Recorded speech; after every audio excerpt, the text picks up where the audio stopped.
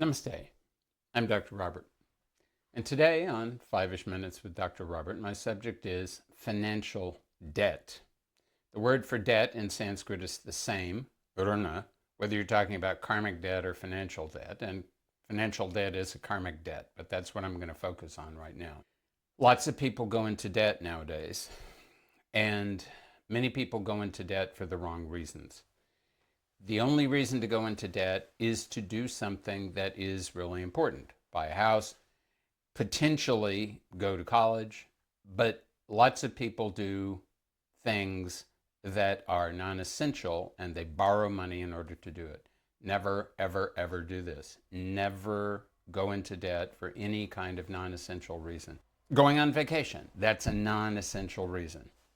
Do not go into debt for purposes like this, because you can be sure that the people who are lending you money, the banks and other financial institutions, they are not doing it because they like you and want to help you out. They're doing it because they want to make money. So what you do when you go into debt is, if you are not paying attention and if you are not paying it off as quickly as possible, is you're only making somebody else rich.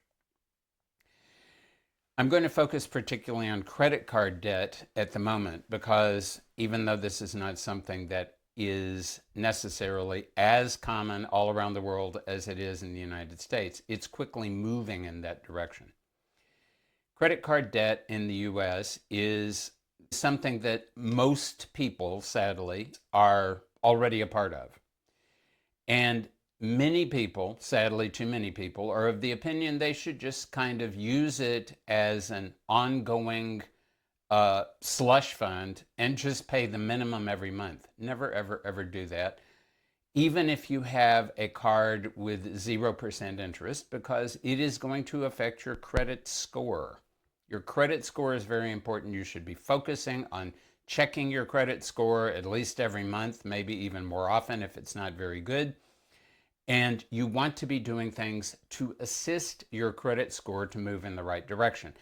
One of the best ways to do that is to pay your bill off in full every month. Above all, do not miss a payment. Missing a payment will cause your credit score to go down 50, 60, 80 points even, and it will take months for you to rehabilitate yourself.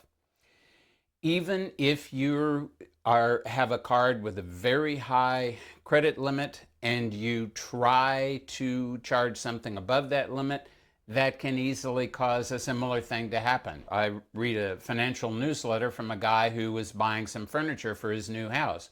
He had already charged $15K on a card that had a $30,000 credit limit. He tried to charge $17,000. The card was declined, and at the end of the month, his credit score had gone down by 60 points. So the credit card companies want you to have a large limit, but they don't want you to be trying to go beyond that limit, and they don't want you to charge too much every month.